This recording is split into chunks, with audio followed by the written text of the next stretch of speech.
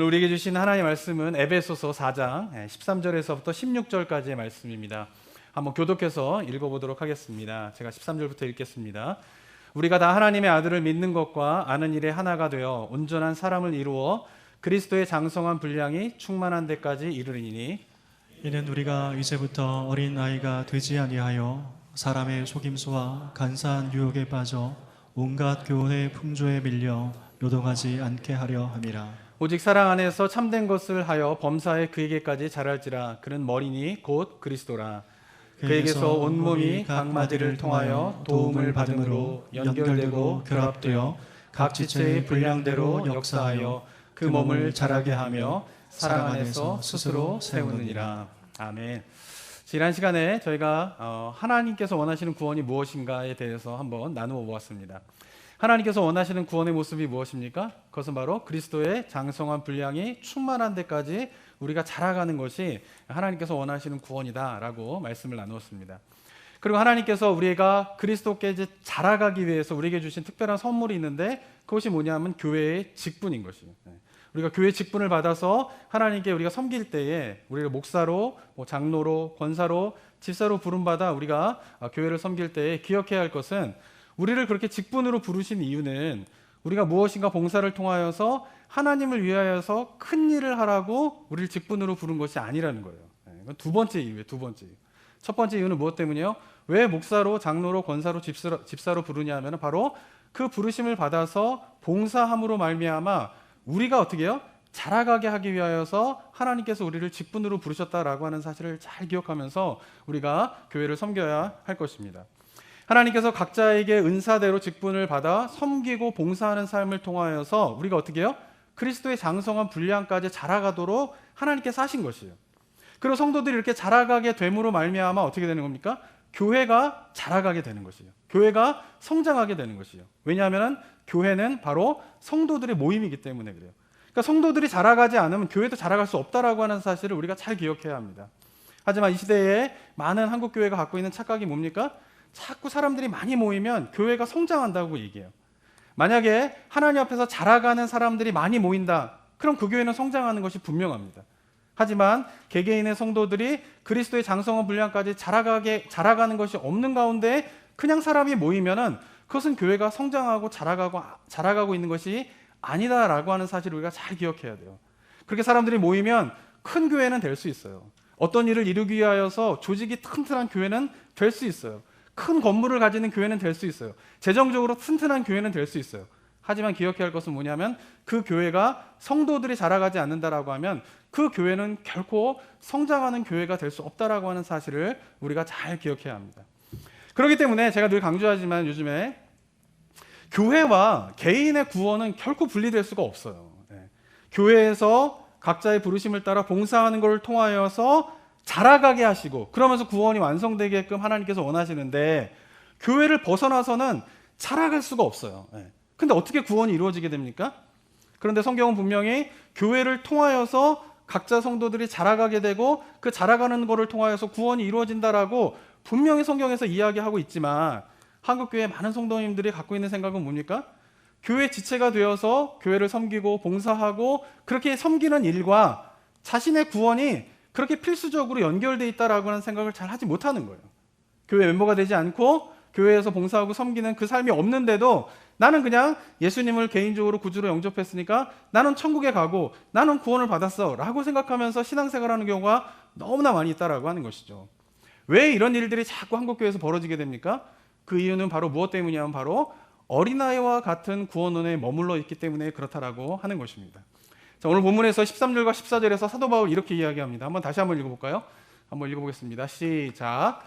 우리가 다 하나님의 아들을 믿는 것과 아는 일에 하나가 되어 온전한 사람을 이루어 그리스도의 장성한 분량이 충만한 데까지 이르리니, 이는 우리가 이제부터 어린아이가 되지 아니하여 사람의 속임수와 간사한 유혹에 빠져 온갖 교훈의 풍조에 밀려 요동하지 않게 하려 함이라. 자, 그리스도의 장성한 분량이 충만한 데까지 자라가라 라고 사도 바울이 이야기하고 난 다음에 경고하는 게 있어요. 그것은 뭐예요? 어린아이가 되지 말라라고 하는 것이죠. 이 말이 무슨 말입니까? 어린아이와 같은 신앙에서 벗어나야 된다. 그래야지 어떻게 자라게 된다는 거예요. 다시 바꿔 말하면 어린아이와 같은 구원론에 머무르지 말아라. 거기서 벗어나야지만이 어떻게 해요? 그리스도의 장성한 분량까지 자라갈 수 있다라고 이야기를 하고 있는 것입니다. 자, 그렇다면은 어린아이적 신앙, 어린아이와 같은 신앙, 어린아이와 같은 구원론이라고 하는 것이 무엇일까요? 제가 어렸을 때에 이제 밥 먹을 때마다 저희 아버님이 저한테 하신 얘기가 있었어요. 그것은 뭐냐면 제가 식사를 굉장히 빨리 하거든요. 어렸을 때부터 그냥 막 후닥 뭐 이렇게 먹습니다. 저는 군대에 갔을 때에도 이제 훈련소에 가게 되면은 식사 시간이 3분이에요. 3분. 그러면 이제 장기 훈련을 받을 때 3분 동안 밥을 먹어야 되는데 이렇게 즉각 식사로 먹습니다. 막 이렇게 뜨거운 국 같은 것도 막 이렇게 먹어. 3분 딱 주면 다른 애들은 막 밥을 못 먹어요. 근데 다 비웠어요, 저는. 네. 3분도 뭐 넉넉해요. 그냥 다 먹었어요, 밥을. 그럴 정도 밥을 되게 빨리 먹거든요. 밥을 먹고 난 다음에 제가 이제 하는 건 들어 누워요. 그러니까 밥을 먹고 난 다음에 들어 누워요. 그럼 저희 아버님이 저한테 항상 하시는 말이 있었어요. 그것은 뭐냐면은 너 밥 먹고 바로 누우면 소된다 이렇게 말씀하셨어요. 다른 집도 그렇게 말씀하시나요? 네, 그래요? 저희 집만 그런지 다른 집 모르겠는데 하여튼 저희 아버님이 너 밥 먹고 이렇게 그냥 누우면 소돼 막 그래요. 어렸을 때는 진짜 소가 되는 줄 알고 밥 먹고 난 다음에 가만히 앉아가 30분 동안 이렇게 대기하고 있었어요. 그러다 한 30분 정도 지나면 그제서야 눕게 되었어요. 이유가 뭐 때문일까요? 진짜 밥 먹고 누우면 제가 소가 되는 줄 알았기 때문에 그런 거예요. 근데 나이가 어느 정도 좀 지나고 보니까 세월이 지나고 보니까 밥을 먹고 누워도 소가 안 되는 거예요. 네. 근데 저희 아버지가 저한테 너 밥 먹으면 소 된다라고 이야기한 이유가 무엇 때문이에요? 밥 먹고 그냥 누우면 소화가 잘 안 되고 소화가 잘 안 되면은 성장하는데 문제가 생기기 때문에 그냥 소화가 안 되는 거를 어떻게 해요? 어린아이한테 야 소화가 뭐냐면 그럼 모르잖아요. 어린애 소화가 뭔지 밥 먹고 누우면 왜 건강에 안 좋은지 뭐 영양소가 어떻게 되는지 그런 거 알 수 없잖아요. 그러니까 어린아이한테는 그걸 다 일일이 설명할 수 없으니까 한마디로 쉽게 뭐 하는 거예요? 너 밥 먹으면 소 된다라고 이야기하면서 밥 먹고 눕지 말아라라고 하는 걸 그런 식으로 이제 어린아이한테 이야기를 하는 것이죠. 저는 기독교 신앙도 마찬가지라고 생각합니다. 우리가 예수님을 믿어야 천당 가고 예수님을 믿지 않으면 지옥 간다. 예수천당, 불신지옥. 이거는 기독교 안에서 믿음이 무엇인지 그리고 하나님께서 원하시는 구원을 어떻게 이루어가게 되는지 이 모든 거를 다 설명할 수 없잖아요. 어린아이와 같은 아이들한테 그 신앙을 가지고 있는 사람들한테 이 모든 걸 다 설명할 수 없잖아요. 그러니까 가장 쉽게 이해할 수 있는 표현의 방법이 뭐냐면 예수천당, 불신지옥 하는 거예요. 그런데 예수천당, 불신지옥이라고 하는 말을 믿고 예수님 믿으면 천당 가고 믿지 않으면 지옥 간다라고 하는 말을 믿고 신앙생활을 시작했으면 그 다음부터 해야 될 일은 뭘까요? 그 의미가 뭔지를 알아야 되는 거예요. 마치 어렸을 때는 아버지가 너 밥 먹으면 소 된다? 그러면 소 되는구나. 그래가지고 막 있다가 좀 지나고 보니까 아버지가 밥 먹으면 소 된다라고 이야기한 것이 밥 먹고 누워서 바로 누우면 소화가 안 되기 때문에 아버지가 그런 식으로 이야기하신 거구나 라고 하는 그 어린아이한테 설명하고 있는 그 표현 이면에 있는 그 의미를 깨달아야지 성숙한 거잖아요. 어른이 돼서도 여전히 밥 먹고 나는데 가만히 앉아있는데 누가 와가지고 아니 밥 먹고 왜 이러고 계십니까? 저는 밥 먹고 누우면 소되기 때문에 그냥 앉아있습니다. 제가 지금도 만약에 그렇게 이야기하고 다닌다고 하면 제가 어떻게 했어요? 너무나 어리석어 보일 거 아니에요? 어린아이 같아 보일 거 아니에요? 신앙도 마찬가지라는 것이에요. 예수천당, 불신지옥해서 예수님 믿으면 천당 가고 예수님 믿지 않으면 지옥 간다라고 해서 신앙생활을 시작하셨으면 1년이 지나고 10년이 지나고 20년이 지나도 여전히 예수천당, 불신지옥이라고 하는 어린아이한테 설명하고 있는 그 구원론에 머물러 있게 되면 안 된다라는 것이에요. 예수님을 믿는다라고 하는 게 뭔가 이걸 알아야 돼요. 신앙생활 하면서.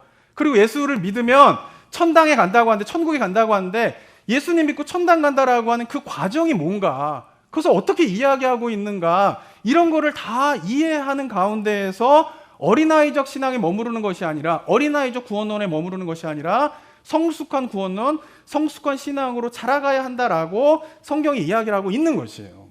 그런데 이런 유아기 때에 들은 예수천당 불신지옥의 그런 정도의 구원론에 머물러 있으니까 한국에서 어떤 일이 벌어지고 있어요? 하나님의 구원이 내가 구원받는 데에 교회 생활이 필수적이지 않다라고 하는 생각을 하는 거예요. 네. 만약에 여기 계신 분들은 나는 예수천당 불신지옥보다 조금 더 이렇게 더 깊은 구원론에 대해서 알고 있는데 라고 생각하는데 내가 구원을 이뤄가는데 교회와 별 연관을 짓지 않으면서 만약에 신앙생활을 하고 있다. 그러면 그것은 예수천당 불신지옥의 어린아이적 구원론에 머물고 있다라고 하는 증거예요. 거기에 머물러 있으면요 어떻게 생각하게 되냐면은 나는 예수님을 믿었는데 그럼 나는 천국 가게 되었는데 근데 교회 생활은 뭐가 되는 거예요? 옵션이 되는 거예요. 굳이 교회 생활 안 해도 나는 예수님 믿었고 그럼 천국 가게 되었는데 굳이 교회 생활을 뭐 열심히 할 필요 있나? 이런 생각이 드는 것이죠. 또 교회 생활하면 어떻습니까? 쉽지 않아요. 예, 지지고 볶고 속 시끄럽고 막 이런 일이 생긴단 말이에요. 그럼 굳이 나는 예수님 믿어 천국 가게 됐는데 굳이 교회에서 막 이렇게 지지고 볶고 속 시끄러운 일을 해야 되나 이런 생각을 갖게 되는 것이죠. 그래서 교회 가면 좋은 사람들도 있고 좋은 사람들과 관계를 맺는 정도의 신앙에서의 교회의 의미를 생각하면서 신앙생활하는 경우가 너무나 많이 있죠. 근데 나는 굳이 그렇게 좋은 사람도 필요 없고 좋은 사람과 관계도 필요 없고 나 혼자도 잘할 수 있기 때문에 굳이 나는 돈 들여 시간 들여서 교회 생활을 할 필요가 있어? 뭐가 있어? 나 혼자 그냥 예수님 잘 믿고 예수님한테 신앙 고백하고 그럼 천국 가면 되는 거지 라는 어떻게 해요? 생각에 이르게 된다라고 하는 것입니다. 이렇게 어린아이적 신앙, 어린아이적 구원론에 머무르다 보니까 성경에서는 분명히 하나님의 구원에서 교회라고 하는 것이 얼마나 중요한 것인가를 이야기하고 있지만 거기에 주목하지 못하는 가운데에서 신앙생활하는 경우가 너무나 많이 있다라고 하는 것입니다. 그러니까 성경이 말하는 하나님의 구원은요, 어떻게 설명할 수 있냐면 아기가 태어나는 것과 똑같은 거예요. 우리가 죄 가운데 있다가 예수님을 나의 구주로 영접하게 되면 새 생명을 갖게 되잖아요. 그 말이 무슨 말이에요? 뱃속에 있던 아이가 태어나는 거예요. 그럼 뱃속에 있던 아이가 태어나면 그 다음부터 뭘 해야 됩니까? 자라가야 되는 거예요. 만약에 태어났는데 아이가 자라지 않아? 그럼 뭐예요? 아이는 죽는 거예요. 그죠? 그러니까 부모님들도 아이가 태어나면은 아이가 태어난 그 자체에 큰 의미를 부여하고 끝나는 경우는 없어요. 부모님들도 만약에 아기가 태어났어요. 그럼 그 다음부터 부모님들이 아기에게 기대하는 건 뭐죠? 자라가는 거예요. 우리 아기가 태어났네? 잘 됐다. 끝. 이렇게 생각하는 부모가 있어요? 나는 아기를 낳았어. 끝. 이렇게 생각하는 부모는 아무도 없단 말이에요. 뭐 해야 됩니까? 아이가 태어났으면 자라가야 되는 거예요. 그게 부모의 기대예요. 자라가지 않으면 얼마나 속상합니까? 애가 낳는데 자라가지 않는다고 한번 생각해 보세요. 얼마나 속상하고 마음이 힘들겠어요. 근데 하나님의 마음이 그렇다라고 하는 것이에요. 죄에서 빠져있던 우리를 죽을 수밖에 없는 사람을 예수 그리스도의 구원의 은혜로 건져주셔서 새 생명을 딱 갖게 하셨는데 거기서 멈춰버린다라고 하면 하나님의 마음이 어떻겠어요? 태어난 아기가 자라지 않을 때 바라보는 부모의 마음이 그와 같다라고 하는 것이에요. 하나님이 우리에게 기대하는 건 뭡니까? 자라가는 거예요. 자라가는 거. 그렇기 때문에 우리가 하나님 가운데에서 우리의 신앙을 볼 때 구원에 대한 걸 생각할 때 나는 예수님 믿었으니까 천국 가게 되었다. 이거는 1차원. 중요한 건 그 다음 뭐예요? 뭐를 생각하셔야 돼요? 내가 어떻게 자라갈 것이냐라고 하는 것에 대한 신앙의 관심을 가지고 우리가 구원을 이루어 가야 되는 것이 성경에서 이야기하는 구원론인 것입니다. 자, 그렇다면은 어린아이와 같은 신앙관, 구원관에서 성숙한 신앙관의 구원으로 이제 성숙한 신앙관, 구원관으로 이제 자라간다라고 하는 게 어떤 의미인가 구체적으로 좀 설명을 좀 드리고 싶습니다. 믿음의 예를 들면 이런 거예요. 어린아이 같은 신앙관, 어린아이 같은 구원관에서의 믿음은 뭐냐면 제가 지난번에 말씀드렸지만 예수님에 대한 지적인 동의예요. 동의. 예수님이 나를 위해 죽으셨다라고 하는 것을 내가 인정하는 거죠. 그것도 믿는다라고 얘기를 하는 거예요. 근데 지적인 동의인 거죠. 3일 만에 부활하셨다라고 하는 것을 내가 믿는 거예요. 근데 그건 지적인 동의예요. 그래서 내가 예수님이 나의 구주가 되신다라고 하고 내가 믿는 거예요. 근데 그건 뭐냐면은 지적인 동의인 거예요. 이거는 뭐예요? 어린아이 신앙관에서의 믿음인 것이에요. 근데 이 사실만으로도 되게 엄청난 겁니다. 왜냐하면 이런 정도의 믿음, 지적인 동의를 통해서 내가 믿는 것, 그것을 받아들이는 것, 인정하는 것 정도도 되지 않는 분들이 굉장히 많아요. 이것조차도 굉장히 어려워요. 복음을 전해보면은, 전도를 해보면은 이 사실 정도를 믿는 것조차도 굉장히 어렵다라는 것을 알고 있어요, 저도. 그렇기 때문에 하나님의 은혜가 아니면은 이게 안 돼요, 지적인 동의가. 그래서 예수님을 나의 구주로 주님이 나의 죄를 위해서 돌아가셨다라고 하는 것을 내가 인정하고 믿으면 어떤 일이 벌어지는 거예요? 어둠의 자녀에서 하나님의 자녀로 변화되어지는 일들이 일어나는 것이에요. 그래서 성경적 표현에 보면 그것을 새 생명을 가지게 되었다라고 이야기를 하고 신학적 표현에서는 그것이 신분의 변화가 일어났다라고 이야기를 하는 것이죠. 또는 칭의라고 이야기를 하고 있는 것이에요. 그런데 성숙한 믿음관, 성숙한 신앙관, 성숙한 구원관에서의 믿음은 뭐냐면은 이 지적인 동의에서 시작된 믿음이 하나님에 대한 신뢰로 발전해야 되는 것이에요. 그러니까 성경에서 말하는 성숙한 믿음이라고 하는 것은 뭐냐면은 인격체 사이에서 형성되는 신뢰예요, 신뢰.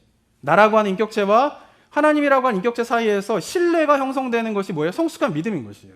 근데 중요한 것은 뭐냐면은 이 인격체 간에 이루어지게 되는 신뢰는 갑자기 이루어지는 게 아니에요. 오랜 시간이 걸리고 또 경험이 쌓여야지만이 뭐예요? 생기는 것이 인격체 간의 신뢰라고 하는 사실을 우리가 기억을 해야 되는 것이죠. 이 과정을 잘 설명할 수 있는 것이 뭐냐 하면은 결혼입니다. 결혼. 결혼하게 되면 어떻게 됩니까? 남녀가 왜 결혼하게 됩니까? 이 여자가 나를 사랑하는구나. 이걸 믿는 거예요. 나는 이 여자를 사랑하는구나. 믿는 거예요. 그죠? 그러니까 서로가 서로를 사랑한다라고 하는 믿음과 확신이 없으면은 결혼은 안 이루어지는 거예요. 그래서 결혼식을 하게 되는 거죠. 그러니까 결혼식 할 때는 어때요? 아, 내가 이 여자를 사랑하는구나. 이 남자가 나를 사랑하는구나. 라고 믿어요. 확신하는 거예요. 근데 이것은 뭐예요? 지적인 동의예요. 지적인 동의. 이 남자가 정말 나를 사랑하는지, 내가 이 여자를 사랑하는지는 그 결혼식에서는 확실한데, 확실한 게 아니에요. 왜냐하면 살아봐야지 알아요. 그러니까 어떻게 해요? 이 남자를 내가 사랑합니다. 이 여자를 사랑합니다. 이 남자가 나를 사랑합니다. 이 여자가 나를 사랑합니다. 라고 확신하면서 결혼식을 하잖아요. 그리고 결혼하고 난 다음에 일어난 일이 뭐예요? 이것을 흔들 만한 일들이 자꾸 벌어지는 거예요. 그죠? 알콩달콩 잘 살 때에는 서로 사랑하고 아끼고 막 너 없으면 죽어, 나 없으면 죽지 막 이러면서 막 살다가 갑자기 경제적으로 어려운 일이 생기게 되고 가정이 막 어려워지게 되고 특별히 누가 만약에 아프게 되고 막 고통 가운데 있게 되게 되면요. 그렇게 좋을 때 확신을 가졌던 것이 막 흔들리게 되는 거예요. 그런데 그때에 비로소 뭐예요? 진짜 이 사람이 나를 사랑하는지 내가 이 사람을 사랑하는지를 확인할 수 있는 기회가 그때인 것이죠. 경제적으로 어려워지고 좋을 때는 막 알콩달콩 막 살다가 경제적으로 많이 어려워지고 누가 아프게 되고 특별히 누가 심하게 상대방이 아파가지고 나한테 도움이 전혀 안 되고 오히려 나에게 짐이 되는 상황이 벌어졌어요. 근데 그때 만약에 그 사람을 떠난다? 그럼 사랑이 아닌 거예요. 그거는. 근데 그런데도 그렇게 어려운 상황 속에서 견디고 같이 있고 함께 고통을 나누게 되는 과정들을 겪어봐야지만이 진짜 그 다음에 어떻게 되는 거예요? 아, 이 사람이 정말 나를 사랑하는구나. 내가 어떠한 어려움이 있더라도 이 사람을 정말 사랑하고 있구나 라고 하는 것을 그제서야 비로소 확인할 수 있는 것이에요. 결혼식장에서 모르는 거예요. 다 아시잖아요. 그죠? 살아보니까 다 아시잖아요. 결혼식장에서는 아무리 마음을 확신하고 있어도 그때는 진짜 모르는 거예요. 근데 같이 살아보니까 여러 가지 경험들을 통하여서 비로소 아, 내가 정말 이 사람을 사랑하는구나, 이 사람이 나를 사랑하는구나 라고 하는 것을 경험과 시간을 통하여서 알게 되고 그게 뭐예요? 부부간의 신뢰이고 그게 뭐냐면 바로 인격체 간에 형성되는 신뢰이다라고 하는 것이에요. 그러니까 그건 뭐예요? 시간과 경험이 거쳐져야지만이 이루어질 수 있는 것이죠. 하나님과 우리와의 관계도 마찬가지예요. 우리가 예수 그리스도를 믿을 때에 주님을 위해서 살겠습니다. 내가 주님을 위해서 내가 헌신하겠습니다. 주님은 나의 주인이십니다. 내가 주님께서 말씀하시면 내가 모든 것을 다 순종하며 살아가겠습니다. 라고 고백하면서 그리스도인이 되잖아요. 저만 그런가요? 만약에 이 가운데 그게 없는 가운데 교회를 다니시고 계시다라고 하면 그 고백이 반드시 있으셔야 됩니다. 정말 심각하게 고민하셔야 돼요. 그냥 교회 10년, 20년 다니는데 나는 한 번도 주님 앞에서 주님은 나의 주인이십니다. 내가 주님의 말씀에 순종하며 살겠습니다. 주님은 나의 구원자이십니다. 라고 하는 거에 대한 개인적인 고백을 정말 하나님 앞에 간절하게 드려본 적이 단 한 번도 없다라고 하면은 우리 성도님들 반드시 그 문제를 짚고 넘어가셔야 돼요. 그런데 기억해야 될 거는 뭡니까? 그렇게 고백을 하고 다짐을 하지만 그게 진짜인지 아닌지, 진짜 하나님을 사랑하는지, 진짜 하나님을 믿는지는 그때는 알 수 없다라는 거예요. 어떻게 알 수 있습니까? 시간이 거쳐봐야 돼요. 하나님과 살아봐야 돼요. 하나님에 대해서 의심도 가져봐야 돼요. 그리고 때때로는 하나님이 계신지 안 계신지 모를 정도의 고통의 상황 속에서 정말 주님이 나의 기도를 들으시는지 안 들으시는지 그 갈등과 고민 속에서 한번 있어 봐야 되는 거예요. 그래서 성경에서는 우리와 하나님과의 관계를 결혼에 비유하는 경우가 굉장히 많이 있어요. 왜냐하면 하나님과 우리와의 그 인격체 간의 신뢰가 형성되어지는 그 거룩한 믿음으로, 온전한 성숙한 믿음으로 나아가는 것이 굉장히 부부가 결혼 생활하면서 부부 사이에서 신뢰와 믿음이 쌓이는 것과 너무나 유사하기 때문에 성경은 우리를 어떻게 해요? 하나님의 신부로 비유하잖아요. 그런 의미 속에서 하나님께서 우리를 그렇게 비유하신다라고 하는 것입니다.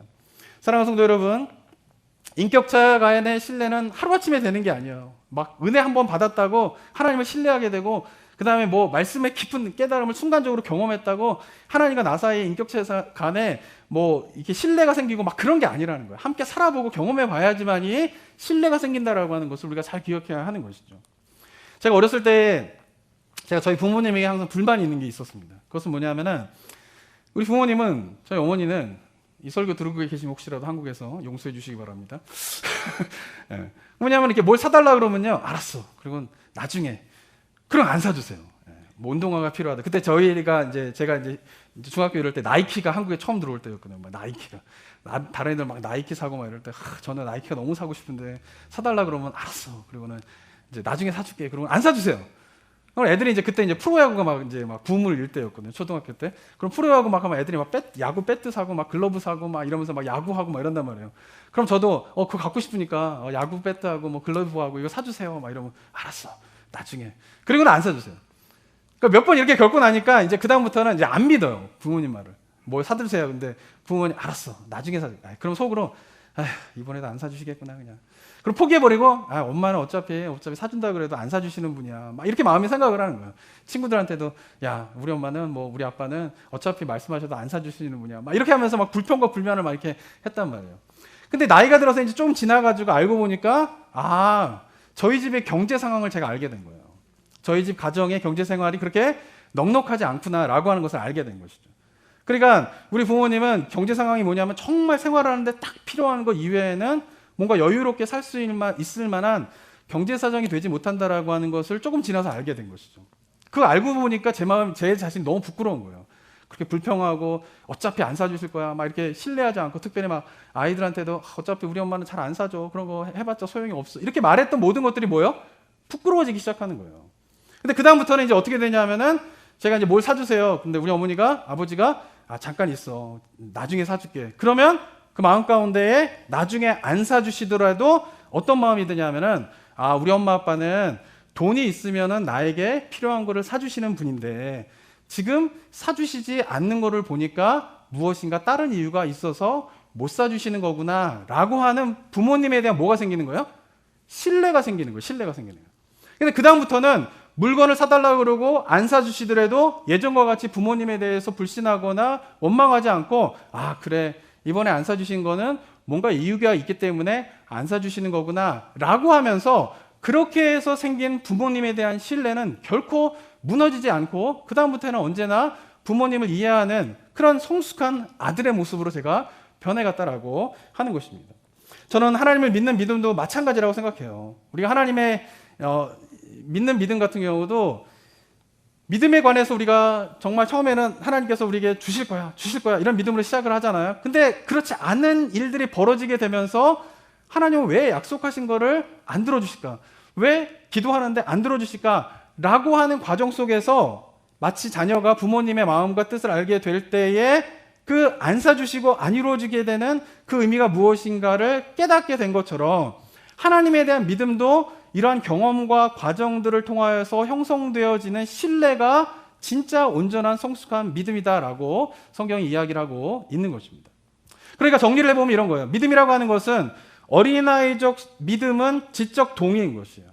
그리고 성숙한 믿음은 뭐냐면은 그 지적 동의로부터 시작되어서 하나님과의 경험 속에서 관계된 하나님과 우리 사이의 인격적인 신뢰가 바로 성숙한 믿음이다라고 하는 것입니다. 그리고 그 지적인 동의를 통하여서 하나님에 대한 신뢰로 자라가는 과정이 뭐예요? 성경에서 이야기하는 구원이라는 것이에요. 이 의미를 우리가 잘 기억해야 한다라고 하는 것이죠. 천국에 대한 것도 마찬가지입니다. 어린아이적 신앙에서의 천국은 무엇이라고 생각합니까? 내가 살고 있는 현재의 삶과 분리된 어떤 공간에 가는 거라고 생각을 해요. 그러니까 어렸을 때 우리가 이런 찬양을 해서 많이 불렀잖아요. 이 찬양이 뭐냐면 이 찬양이죠. 나는 구원, 이 찬양 아시죠? 나는 구원 열차 올라타고서 하늘나라 가지요 빵빵 죄악 역 벗어나 달려가다가 다시 내리지 않죠. 차표 필요 없어요. 주님 차장 되시니 나는 염려 없어요. 빵빵 나는 구원 열차 올라타고서 하늘나라 어떻게 해요? 가지요예요. 가지요. 그러니까 여기서 이야기하는 구원은 천국은 뭐냐면은 내가 살고 있는 곳을 벗어나서 어떤 곳에 있는 거예요, 지금. 하늘나라가. 그리고 나는 뭐냐면 예수님을 믿으면 내가 살고 있는 이곳에서 벗어나 하나님께서 준비해 놓으신 하늘나라라고 하는 곳으로 가는 거라고 생각을 해요. 가는 거라고 생각을 해요. 제가 요즘에는 이 찬양을 잘 모르는데 요즘에는 이런 찬양을 나는 구원 열차 올라 이거 요즘에 안 부르나 봐요. 애들이 안 부르나 봐요. 좋은데. 그죠? 근데 요즘에 부르는 제 찬양을 잘 몰라요. 근데 요즘에 부르는 이제 구원 열차와 비슷한 아이들이 부르는 찬양의 가사가 이렇더라고요. 저 높은 우주에 천국을 만들고 주 믿는 자들 오라 하네. 우리는 주 언제 오실지 아무도 모르나 날마다 점점 가까워져요. 이런 찬양이 있더라고요. 애들이 막 신나게 막 리드미컬 하면서 막 부르는 찬양이 있더라고요. 제가 유튜브를 찾아보니까. 근데 이 가사를 보세요. 이 가사에 뭐라고 되어 있어요? 저 높은 우주에 천국을 하나님께서 만들어 놓으셔서 이제 어떻게 하는 거예요? 우리가 살고 있는 삶을 떠나서 하나님께서 어딘가에 만들어 놓은 천국으로 들어가는 것이 구원입니다 라고 어린아이들 찬양에서 이렇게 찬양을 하고 있는 것이에요. 이 두 찬양의 특징이 뭡니까? 천국은 지금 우리가 살고 있는 이곳과 분리된 어떤 곳에 있고, 그러므로 우리가 예수님을 믿게 되면은 여기를 떠나서 그 천국으로 들어가게 되는 것이 바로 뭐예요? 구원이다 라고 이야기를 하고 있는 것이죠. 어쩌면은 예수천당 불신지옥의 개념을 거기에도 심오한 의미가 있거든요. 예수천당 불신지옥이라고 하는 것은 이게 제가 지금 얘기하는 건 이게 복음의 내용을 잘 담고 있지 못하다 이것이 이런 게 아니라 거기에는 굉장히 심오한 의미가 있어요. 그 한마디로 복음이 전해지던 시대가 있었잖아요. 성령의 역사라고 굉장히 중요한 말. 저는 그거를 터부시하는 게 절대 아닙니다. 그런데 예수천당 불신지옥이라고 하는 개념을 이런 식으로 생각을 하는 거예요. 지금 우리가 살고 있는 곳과 분리된 어떤 곳에 하늘나라 천국이 있는데 우리가 이제 예수님을 믿으면 거기서 떠나서 그곳으로 들어가게 된다, 가게 된다 이렇게 생각하는 예수천당 불신지옥을 생각하고 있는데 그것이 뭐예요? 어린아이와 같은 구원론이다라고 하는 것이에요. 어린아이적인 구원론에서 생각하는 천국 하나님의 나라이다라고 하는 것이죠. 자, 그렇다면 성경은 어떻게 이야기하고 있습니까? 예수님은 하나님의 나라에 대해서 어떻게 이야기를 하고 있습니까? 마태복음 12장 28절에서 이렇게 기록되어 있습니다. 한번 읽어볼까요? 마태복음 12장 28절 시작. 그러나 내가 하나님의 성령을 힘입어 귀신을 쫓아내는 것이면 하나님의 나라가 이미 너희에게 임하였느니라. 네, 하나님의 나라가 임하였다라는 거예요. 임하였다라고 하는 말은 좀 개념적으로 생각하지 않을 수도 있는데 영어로 보면 뭐야? come이에요. come. 하나님의 나라는 가는 게 아니에요. 예수님은 하나님의 나라가 어떻게 한다고 그랬어요? 온다라고 되어 있어요. 우리에게 왔다라고 되어 있죠. 마가복음 9장 1절에 또 이렇게 이야기합니다. 읽어볼까요? 시작. 또 그들에게 이르시되 내가 진실로 너희에게 이르노니 여기 서 있는 사람 중에는 죽기 전에 하나님의 나라가 권능으로 임하는 것을 볼 자들도 있느니라. 권능으로 하나님의 나라가 임하는 것. come이에요. come. 권능으로 하나님의 나라가 우리에게 오는 것을 볼 자도 있다라고 이야기를 하고 있는 것이죠. 그러니까 예수님께서 이야기하는 하나님의 나라라고 하는 것은 우리의 삶과 분리되어져 있는 어떤 곳에 하나님 만들어 놓는데 여기를 떠나서 거기로 가는 게 아니라 하나님의 나라를 어떻습니까? 하나님의 나라가 우리에게 뭐예요? 이미 왔어요. 그리고 올 것이다라고 이야기를 하고 있지 간다라고 이야기를 하고 있지 않다라고 하는 것이에요. 특별히 누가복음에서는 이렇게 또 이야기하십니다. 예수님께서 17장 21절에 보면 어떻게 기록되냐면 읽어보겠습니다. 시작. 또 여기 있다 저기 있다도 못하리니 하나님의 나라는 너희 안에 있느니라. 네, 어떤 사람들이 하나님의 나라가 어디 있냐 막 이야기할 때 예수님께서 대답하시는 게 뭐냐면 여기 있다 저기 있다 사람들은 이야기하지만 여기 있는 것도 저기 있는 것도 아니라 하나님의 나라 어디 있다고요? 내 안에 이미 있다라는 거예요. 내 안에 있다라고 이야기를 하고 있는 것이지 하나님의 나라는 여기와 분리되어서 어떤 곳으로 가게 되는 그런 것이 아니다라고 이야기를 하고 있다라고 하는 것입니다. 그렇다면 우리가 기억해야 할 것은 예수님께서 이야기하시는 천국의 의미가 뭡니까? 우리가 예수님을 믿으면 천국은 이미 우리 가운데 뭐예요? 온 거예요. 온 거예요. 그리고 우리 안에 뭐예요? 있는 거예요. 그리고 장차 어떻게 되는 거예요? 올 거예요. 우리가 가는 게 아니라는 거예요. 이게 굉장히 중요한 의미예요. 가느냐 오느냐 이게 뭐 이렇게 엎어치나 매치나 비슷한 말인 것 같지만 이게 굉장히 이 부분을 하나님의 나라가 우리가 어디로 간다라고 생각하는 것과 하나님의 나라가 예수님 말씀 그대로 우리에게 온다라고 이미 있다라고 생각하는 것은 신앙적으로 천지차이의 신앙을 가르게 된다라고 하는 것이에요. 자, 그렇다면은 천국이 우리 안에 이미 왔다라고 하는 것 그리고 우리 안에 있다라고 하는 것을 우리가 어떻게 알 수 있습니까? 그것을 어떻게 이룰 수가 있습니까? 그것은 뭐냐면 바로 어린아이와 같은 신앙에서 성숙함으로 자라갈 때에 하나님의 나라가 이루어지는 게요. 분리되어지는 게 아니에요. 그리스도인 한 사람 한 사람들이 어린아이적 신앙에서 신앙을 출발하지만 하나님께서 원하시는 성숙한 신앙으로 자라가면서 일어나게 되는 일은 뭐냐 하면은 하나님의 나라도 동시에 그렇게 이루어지게 된다라고 하는 것이에요. 먼저 믿음의 영역에서 우리는 어떻게 해요? 성숙해져야 돼요. 믿음의 영역에서 성숙해진다라고 하는 것은 뭡니까? 예수 그리스도를 지적으로 동의를 했다면 거기서 끝나버리는 게 아니라 예수님이 나의 구주이시고 3일 만에 부활하셨고 그분이 나의 주인이다라고 내가 영적으로 지적으로 동의를 했다면 그 다음에는 뭐예요? 내 믿음이 진짜인지 아닌지 한번 확인하셔야 된다는 거예요. 하나님과 더불어 살면서 하나님과 경험을 하게 되면서 하나님에 대한 전적인 신뢰가 갖게 되는 그 과정을 거쳐셔야 돼요. 그래서 만약에 하나님에 대한 전적인 신뢰를 하게 되는 성숙한 믿음으로 나아가게 되면 내 마음이 뭐가 되는 거예요? 천국이 되는 거예요. 내 마음이 천국이 되면 내가 어디를 가든 무엇을 하든, 놀라운 일은 내 마음이 천국이면은 내가 무엇을 하든 어디를 가든 거기서 뭘 보는 거예요? 하나님의 나라의 신비가 보이게 되는 그런 신비한 경험을 하게 된다라고 하는 것이에요. 이렇게 하나님에 대한 믿음이 성숙해지게 되면 기도도 성숙해지게 돼 있어요. 기도가 성숙해진다라고 하는 게 뭘까요? 우리 성도님들, 내가 기도하는 게 지금 성숙한 기도인가 아닌가를 판단할 수 있는 방법이 뭔지 아세요? 하나님께서 내 기도를 정말 다 듣고 계시는구나 라고 하는 확신이 있으시면 성숙한 기도를 하고 계시는 거예요. 근데 기도하면서 하나님이 정말 내 기도를 다 들으시는구나 라고 하는 것이 계속 헷갈려. 그럼 아직 성숙한 기도로 나아가지 못하시고 계시는 것이에요. 제가 좀 전에 저 예를 들었지만은 어린아이의 모습은 어떻습니까? 무조건 내가 갖고 싶은 것을 부모님으로부터 받아내려고 떼쓰는 모습이 어린아이의 모습이에요. 부모님이 돈이 있던 없던, 부모님이 사주시지 않는 이유가 무엇이건 상관없어요. 내가 갖고 싶은 것을 그냥 부모님으로부터 받아내기 위해서 떼쓰고 땡깡 부리는 게 뭐예요? 어린아이의 모습이에요. 근데 그렇던 어린아이의 모습에서 성숙을 하게 된다고 하는 건 뭐예요? 부모님의 마음을 아는 거죠. 부모님의 경제적인 상황을 아는 거죠. 그래서 만약에 부모님이 내가 원하는 걸 사주시지 않는다라고 하면 이유가 있구나. 부모님에게는 무엇인가 이유가 있기 때문에 그렇지 않는 것이구나 라고 인정하게 되는 것이 성숙한 모습이잖아요. 우리의 기도도 마찬가지예요. 어린아이의 기도는요, 무조건 자기가 원하는 것을 다 받아달라고 해요. 그래서 내가 기도한 대로 이루어지면 감사합니다 주님, 주님은 정말 멋집니다, 내 기도를 들어주십니다, 할렐루야 고백하지만 내가 기도한 대로 만약에 이루어지지 않게 되면은 하나님은 내 기도를 들어주지 않으셔, 하나님이 계신다라고 하면 내 인생이 이렇게 꼬일 수가 있어? 어떻게 내 인생에 이런 일이 일어날 수 있어? 라고 하는 실망하는 모습이 왔다 갔다 거리는 거예요. 왔다 갔다 거리는 거예요. 그러나 성숙해지면 어떻습니까? 하나님께서 내가 기도한 대로 들어주시면 할렐루야죠, 감사하죠. 근데 만약에 내가 기도했는데 기도한 대로 뭔가 이루어지지 않아요. 그러면 어떻습니까? 하나님의 뜻이 무엇인가를 생각하게 되는 거예요. 그리고 하나님의 뜻이 다른 것이 있는가 보다 라고 생각하게 되고 그 하나님의 뜻을 알게 되면서 할렐루야 감사합니다.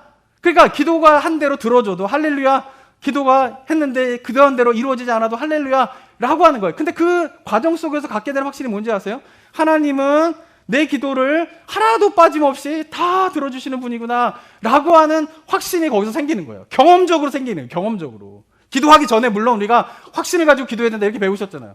근데 기도하다 보면 자꾸 헷갈리잖아요. 들으시는지 안 들으시는지, 이걸 왜 하시는지, 이거 분명히 이거 될 거라고 생각했는데 왜 안 되시는지. 그런데 그런 경험들을 통하여서 갖게 되는 확신이 뭐예요? 하나님은 내 모든 기도를 들으시는 분이시구나 라고 하는 것을 깨닫게 되면 기도하는 게 지치지 않아요. 기도가 왜 지칠까요? 하다가 실망하니까 지치는 거예요.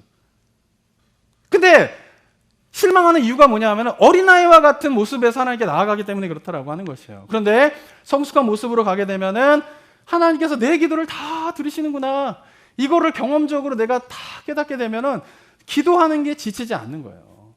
모든 기도를 하나님이 들으신다, 그리고 그 하나님이 나와 함께 하신다라고 하는 것을 내가 늘 인식하며 산다면 그것이 뭡니까? 천국의 삶 아니겠습니까? 내 마음이 천국이면요, 주변에 있는 사람들이 다 예뻐 보여요. 주변에 예쁜 사람들로 둘러싸여 있는 게 뭐예요? 천국 아니에요?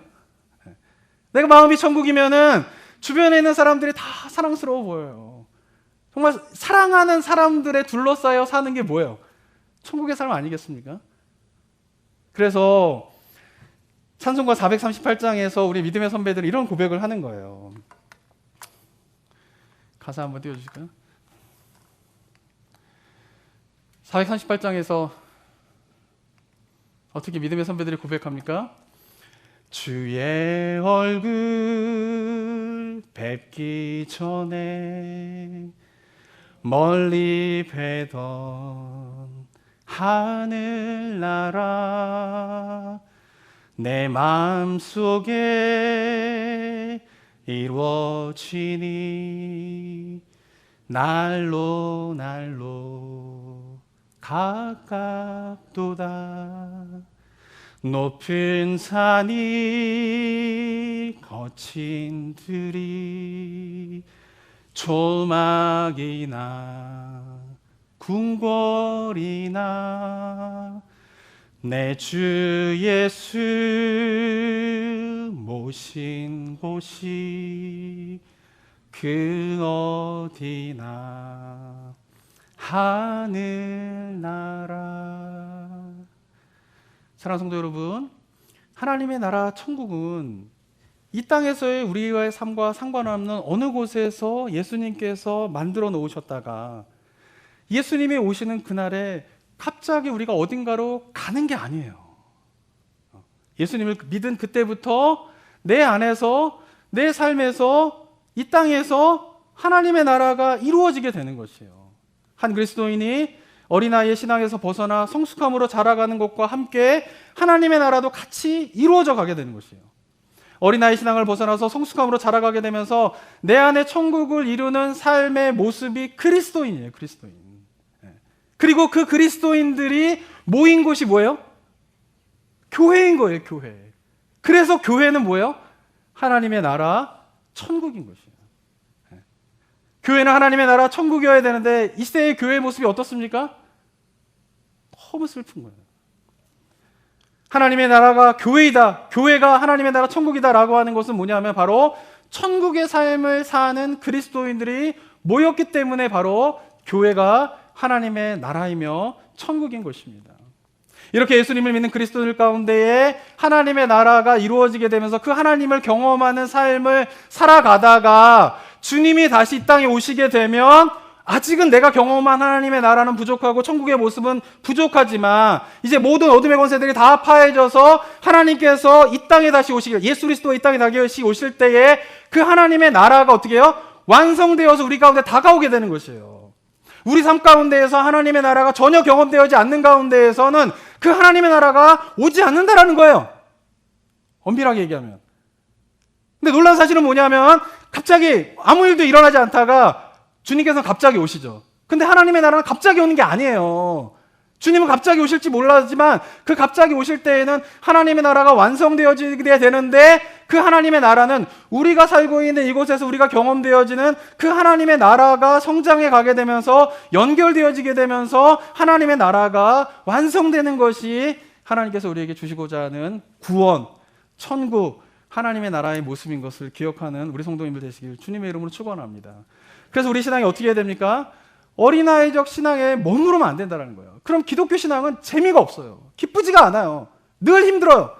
그런데 그 어린아이적 신앙에서 성숙함으로 나아가게 되면 예수님을 믿는 것이 기쁘게 되는 거예요. 기도하는 것이 그렇게 힘들지 않아요. 예배 빠지지 않는 것이 그렇게 힘들지 않단 말이에요. 교회 봉사하는 거 그렇게 어렵지 않아요. 왜냐하면 그 성숙함에서 하나님의 나라, 천국이 이루어지는 삶을 살아가기 때문에 그런 것입니다. 저는 바라기는 우리 모든 성도님들이 이런 하나님의 나라를 경험하는 은혜가 모든 성도님들 삶 가운데 한 분도 빠짐없이 임하게 되시기를 주님의 이름으로 축원합니다. 사랑과 은혜가 충만하신 하나님 아버지, 죄 가운데에서 죽을 수밖에 없는 우리를 그냥 내어버려 두지 않으시고 예수 그리스도를 이 땅에 보내주셔서 십자가의 죽으심으로 죄에서 건져 새 생명을 얻게 하여 주신 하나님의 은혜에 감사를 드립니다. 우리를 새 생명을 갖게 하심으로 그리스도의 장성한 분량까지 자라가게 하시고자 하는 하나님의 놀라운 구원의 계획들을 우리가 올바로 인식함으로 우리가 어린아이적 신앙에서 벗어나 그리스도의 장성한 분량까지 자라가게 되는 소망과 그 소망을 가지고 그러한 삶을 향해서 나아가는 삶의 결단과 헌신이 이 시간 우리 성도님들의 입술 가운데, 삶 가운데 있게 하여 주시옵소서. 그렇게 고백하며 주님 앞에 하나님을 바라보며 그리스도에까지 자라가기를 소원하는 자들에게 반드시 일어날 수밖에 없는 하나님 나라의 비밀을 깨닫게 되는 은혜가 있게 하여 주시옵소서. 내 안에서 하나님의 나라 천국이 이루어지게 되고 내 삶이 하나님의 나라 천국이 이루어지게 되는 것을 경험하면서 부족하고 연약하지만 그래도 그 하나님의 나라가 이루어진 것을 경험하고 그것을 경험한 그리스도인들이 모여 교회를 이루게 될 때 그 교회가 바로 하나님의 나라 천국이 된다라고 하는 이 하나님의 구원의 계획들을 우리가 온전히 깨닫고 그 구원의 계획을 이루어가고 그 구원의 은총을 경험하는 삶이 교회가 저희 교회의 모습, 우리 성도님들의 삶의 모습 될 수 있도록 인도하여 주시옵소서. 아멘. 주님, 이 땅에서 우리를 부르신 목적이 너무나 분명한데 이 시대 가운데 어두운 시대를 살아가면서 그것을 잃어버리고 있지는 않은지 돌아보게 하시고 한 주간의 삶을 살아가게 되면서 다시 한번 주님의 부르심에 합당한 한 주간의 삶을 살아갈 수 있도록 주님 역사하여 주시옵소서. 아멘. 은혜 감사드리며 예수 그리스도의 이름으로 기도드립니다. 아멘. 아멘.